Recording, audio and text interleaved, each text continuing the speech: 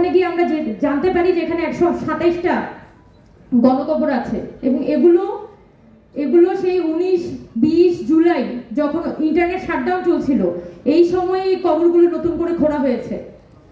এবং তো ওই সময়ে আমরা সরকারের কাছে বিনীত অনুরোধ জানাই যে আপনারা একটা ডিএনএ প্রোফাইলিং করেন, যে মানুষগুলোর এখনো পর্যন্ত দেহ পাওয়া যাচ্ছে না, আপনারা তাদের ডিএনএ প্রোফাইলিং করেন। আঞ্জুমানে মফিদুল, যেটা মোহাম্মদপুরে যে আঞ্জুমানে মফিদুলের কাছে এখনো পর্যন্ত একটা দীর্ঘ তালিকা আছে এবং সেই তালিকায় যে মানুষগুলো 18, 19, 20 জুলাই গুম হয়েছিল, হত্যা হয়েছিল, তাদের অনেকের ডকুমেন্ট কিন্তু তাদের কাছে আছে। যদি সরকারের পক্ষ থেকে পর্যাপ্ত উদ্যোগ না নেওয়া হয় তাহলে পরবর্তীকালে কিন্তু আমরা এত বড় দলিল আমাদের হাত থেকে হারিয়ে যাবে। আর এই যে পরিবারগুলো তাদের যে প্রিয় মানুষগুলোকে হারিয়েছে, কারো হাজবেন্ড হারিয়েছে, কারো সন্তান হারিয়েছে, সেই ফ্যামিলিগুলো কিন্তু সাফার করছে, আমরা সবাই দেখছি। শুধু এটাই না, আমরা তখন সরকারের কাছে বলেছিলাম যে আপনারা একটা প্রপার তালিকা করেন, আপনারা ডিএনএ প্রোফাইলিং করে একটা ডাটাবেস তৈরি করেন। ডাটাবেস তৈরি করে এরপরে যেসব পরিবার থেকে সদস্যরা হারিয়ে গেছে তাদের কাছ থেকে আপনারা তালিকা নেন। তালিকা নিয়ে এরপর ওই লাশগুলো তাদের পরিবারের কাছে হস্তান্তর করার দায়িত্ব পালন করেন। কিন্তু প্রায় 1 বছর হয়ে গেছে, সরকারের কাছ থেকে এখনো পর্যন্ত কোনো সাড়া কিন্তু আমরা পাইনি। এছাড়া ঢাকা মেডিকেল কলেজে গত আগস্ট মাস থেকে 7টি লাশ সেই ঢাকা মেডিকেল কলেজের মর্গে ছিল। তার মধ্যে শুধুমাত্র একটি লাশ, শহীদ হাসান, যিনি 5 আগস্ট যাত্রাবাড়িতে নিহত হয়েছিলেন, তার লাশ শুধুমাত্র হস্তান্তর করা হয়েছে।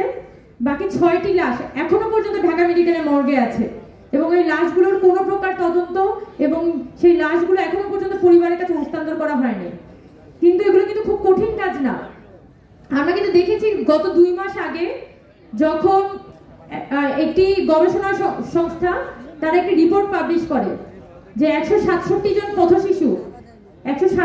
পথশিশু এই আন্দোলনে নিহত হয়েছে এবং এই পথশিশুরা কিন্তু তাদের যে লাশ, আমি ফার্মলি বিশ্বাস করি এবং আমরা সবাই 18, 19, 20 জুলাই যে আন্দোলনগুলো খেয়াল করেছিলাম তাদের সবারই অবজারভেশন হচ্ছে এই 18 জুলাই, 19 জুলাই এই যে পথশিশুরা, যাদেরকে আমরা টোকাই বলে থাকি, তারা কিন্তু এই মুভমেন্টের সামনের দিকে ছিল এবং তাদের উপর কিন্তু গুলি হয়েছে এবং এই শিশুরা কিন্তু গণহারে মারা গেছে।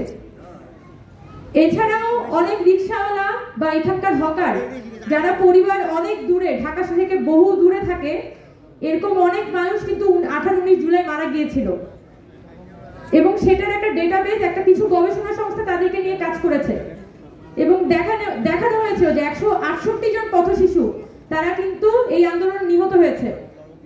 তাহলে এই 168 জন পথশিশুর লাশটা কোথায়?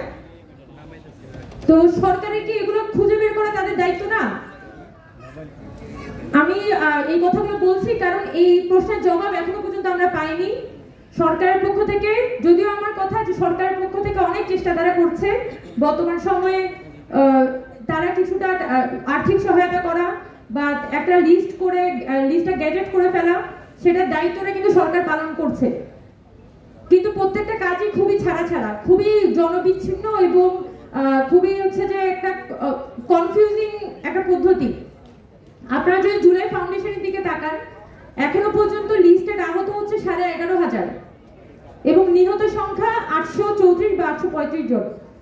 এখনো পর্যন্ত জুলাই ফাউন্ডেশন থেকে আহতদেরকে দেওয়া সম্ভবত শুধুমাত্র 4,500 থেকে 5,000 আহতকে সহায়তা করা হয়েছে।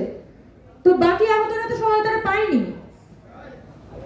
আবার আপনি সরকারের মুক্তিযোদ্ধা মন্ত্রণালয়ের দিকে তাকান, তারা এখনো পর্যন্ত প্রপার লিস্টিংটাই করতে পারেননি। তাহলে কখন তারা টাকাটা দিয়ে শেষ করবেন, কখন তারা পুনর্বাসন করবেন? এই যে এতগুলো আহত পরিবার, আমরা কিন্তু আহত পরিবার বলি, আমরা কিন্তু আহত ব্যক্তি বলি না। কারণ যে মানুষটা গুলি খেয়ে যার হাত চলে যায়, যার নার্ভ ড্যামেজ হয়ে হাত নষ্ট হয়ে গেছে, পা নষ্ট হয়ে গেছে, যার চোখ নেই, তার সাথেও নিহত ব্যক্তির মধ্যে খুব বেশি তফাৎ নেই, কারণ সে একটা মৃত লাশের মতোই কিন্তু বর্তমানে জীবনযাপন করছে। এবং তাদের যে পরিবার ধার দেনা ডুবে গেছে, আমরা অনেকের সাথে কথা বলেছি, হ্যাঁ অনেকে সহায়তা পেয়েছে, কিন্তু সহায়তা যারা সহায়তা পায় তারাই পায়, বাকি মানুষ সহায়তাটা পায় না। এবং দেখা যায় এই যে একটা অপরিকল্পিতভাবে পুরো শহীদ আর আহতদের বিষয়টি সরকারের পক্ষ থেকে ডিল করা হচ্ছে, ভবিষ্যতে আমি আশঙ্কা করি, এখানে বলে রাখছি, দেখা যাবে অনেক ভুয়া ব্যক্তি এখানে কিন্তু ঢুকে সুবিধা নেওয়ার চেষ্টা করবে এবং আমাদের শহীদ এবং আহতদের যে তালিকা, সেই তালিকাটাকে ভবিষ্যৎ দিনে গিয়ে এটা কিন্তু প্রশ্নবিদ্ধ করা হবে এবং নানানভাবে রাজনীতিক করা হবে। এই সম্ভাবনাগুলো যেহেতু আছে, আমি চাই এই সম্ভাবনাগুলো যাতে অঙ্কুরে বিনষ্ট করা হোক এবং দ্রুততম সময়ের মধ্যে আমাদের এই আহত শহীদদের তালিকা করে তাদের একটা প্রপার চ্যানেলিং এ এবং তাদের পরিবারকে কিভাবে সহায়তা করা যায় সেটা ব্যবস্থা করা হোক। হ্যাঁ, আমি একটা কথা বলবো, আমি যখন চট্টগ্রামে দেখেছি, আমরা কক্সবাজারে গিয়েছিলাম, ওখানে দেখেছি যে স্থানীয় ডিসি অফিস